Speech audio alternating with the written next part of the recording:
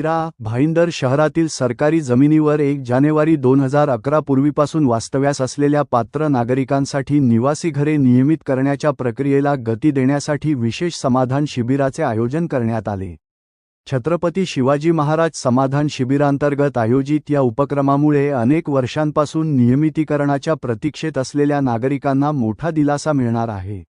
145 मीरा भाईंदर विधानसभा मतदारसंघातील सरकारी जमिनीवरील राहती घरे नियमित करण्यासाठी हे विशेष शिबिर पद्मश्री डॉक्टर आप्पासाहेब धर्माधिकारी सभागृह, Deepak hospital road, Mira road, पूर्व येथे पार पडले. यावेळी भाजप आमदार नरेंद्र मेहता, उपविभागीय अधिकारी उर्मिला पाटील, अपर तहसीलदार निलेश गौंड तसेच महसूल विभागाचे अधिकारी उपस्थित होते.